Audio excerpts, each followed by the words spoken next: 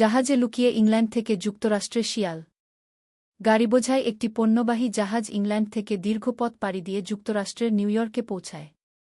সেটির পণ্য খালাসের উদ্যোগ নেন বন্দরের শ্রমিকেরা। হঠাৎ তারা দেখতে পান লাল রঙের একটি চার পেয়ে প্রাণী সতর্কভাবে উকিঝুঁকি মারছে। শ্রমিকেরা প্রথমে বুঝতে পারছিলেন না যে সেটি আসলে কি। পরে বোঝা গেল সেটি একটি লাল রঙের শিয়াল, রেড ফক্স। ইউরোপ, এশিয়া, উত্তর আমেরিকা ও আফ্রিকা মহাদেশের কিছু অংশে এই প্রজাতির শিয়াল দেখা যায়। কিন্তু শিয়ালটি কী করে একটি পণ্যবাহী জাহাজে উঠে পড়ল তা এখনও নিশ্চিত হওয়া যায়নি। গাড়িবোঝাই জাহাজটি গত 4 ফেব্রুয়ারি ইংল্যান্ডের সাউদাম্পটন থেকে রওনা দেয়। 18 ফেব্রুয়ারি সেটি port of New York and new জার্সিতে পৌঁছায়। পরদিন প্রাণীটিকে ব্রঙ্কস চিড়িয়াখানার তত্ত্বাবধানে পাঠানো হয়। এখনও সেটি সেখানেই আছে। শিয়ালটির বয়স প্রায় 2 বছর।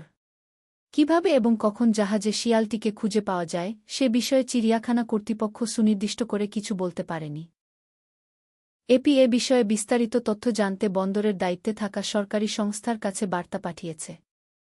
গত বুধবার চিড়িয়াখানা কর্তৃপক্ষ বলেছে শিয়ালটির ওজন 11 পাউন্ড বা প্রায় 5 কেজি। প্রাথমিক পরীক্ষায় দেখা গেছে প্রাণীটি সুস্থ আছে। সেটি একটি পুরুষ শিয়াল। চিড়িয়াখানার প্রাণী কর্মসূচির পরিচালক কেইথ লভেট টেলিফোনে বলেন, তাকে দেখে মনে হচ্ছে যে সে ভালোই মানিয়ে নিচ্ছে। সে অনেক কিছু পেরিয়ে এসেছে। এই প্রজাতির শিয়ালের বৈজ্ঞানিক নাম ভুলপেস। আরও কিছু স্বাস্থ্য পরীক্ষার পর শিয়ালটির স্থায়ী ঠিকানা নির্ধারণ করা হবে। আপাতত সেটিকে চিড়িয়াখানার পশুচিকিৎসা কেন্দ্রে রাখা হয়েছে।